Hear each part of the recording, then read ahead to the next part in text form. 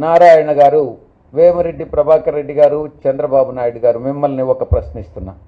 మీరు బీజేపీ మతతత్వ పార్టీ అయినటువంటి బీజేపీతో జతగట్టారు. మేము ఏ రోజు ఏ పార్టీతో కూడా పొత్తు పెట్టుకోలే, పొత్తు పెట్టుకోము కూడానని మేము గతంలో చెప్పాం, ఇప్పుడు చెప్తున్నాం, భవిష్యత్తులో కూడా ఏ పార్టీతో పొత్తు పెట్టుకోము. రాష్ట్ర ప్రభుత్వ ప్రయోజనాల కోసం కేంద్ర ప్రభుత్వాన్ని బలపరిచామే కానీ మేము మైనారిటీస్ యొక్క మనోభావాలను దెబ్బతీసేటటువంటి ఏ దేంట్లో కూడా మేము సపోర్ట్ చేయలేదు, భవిష్యత్తులో కూడా చేయం. చంద్రబాబు నాయుడు, మీరు ఒక్క ప్రశ్నకి జవాబు చెప్పండి.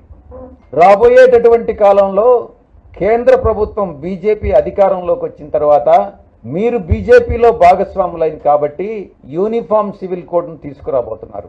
మీరు బీజేపీ భాగస్వామిగా ముస్లిం సోదరుల మనోభావాల్ని, క్రిస్టియన్ సోదరుల మనోభావాలని దెబ్బతీసేటటువంటి యూనిఫామ్ సివిల్ కోడ్ను సపోర్ట్ చేస్తారా లేదా అన్నటువంటిది ఇప్పుడే చెప్పండి. ఎన్నికలకు ముందే మీ చిత్తశుద్ధి అన్నటువంటిది ఇప్పుడే తేలుతుంది.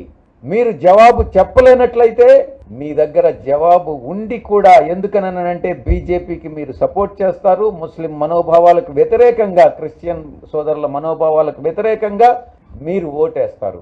ఇది మీకు న్యాయమా? ఇక్కడ ఉన్నటువంటి ఇండియన్ సెక్యులర్ గవర్నమెంట్, సెక్యులర్ ప్రభుత్వంలో, రాజ్యాంగంలో అటువంటి మనోభావాల్ని, మైనారిటీస్ మనోభావాలను దెబ్బతీసేటటువంటి పార్టీ తెలుగుదేశం పార్టీ నాయకుడు చంద్రబాబు నాయుడుకి ముస్లిం క్రిస్టియన్ సోదరులు గాని ఎవరైనా కూడా ఓటు వేస్తే ఆ వాళ్ళ యొక్క మత విశ్వాసాలని వాళ్లే దెబ్బతీసుకున్నట్టు, వాళ్లే ద్రోహం చేసుకున్నట్టు, మతానికి ద్రోహం చేసుకున్నట్టు అవుతుంది అన్నటువంటి విషయాన్ని నేను నిర్భయంగా చెప్తా ఉన్నా. కాబట్టి అందరూ కూడా ప్రతి అంశాన్ని కూడా కూలంకషంగా చర్చించి, మా అధినాయకులు ఒక్కటే చెప్పారు, ఏ చట్టాన్ని తీసుకురావాలన్నా ఈ దేశంలో ఏకాభిప్రాయం అన్నటువంటిది అవసరం. ఎందుకనంటే విభిన్న మతాలు, విభిన్న కులాలు, విభిన్న సంస్కృతులు ఉన్నటువంటి ఈ దేశంలో మనం ఏకాభిప్రాయం అన్నటువంటిది ముఖ్యం.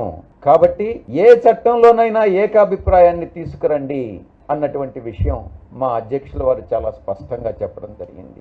చంద్రబాబు నాయుడు రాబోయేటటువంటి 24 గంటల్లో దీనికి జవాబు చెప్పనట్లయితే ముస్లిం క్రిస్టియన్ సోదరుల మనోభావాలకు వ్యతిరేకంగా, వాళ్ళ ప్రయోజనాలకు వ్యతిరేకంగా పనిచేస్తున్నాడని అర్థం చేసుకోవాల్సి వస్తుందని ఈ సందర్భంగా స్పష్టంగా తెలియజేస్తూ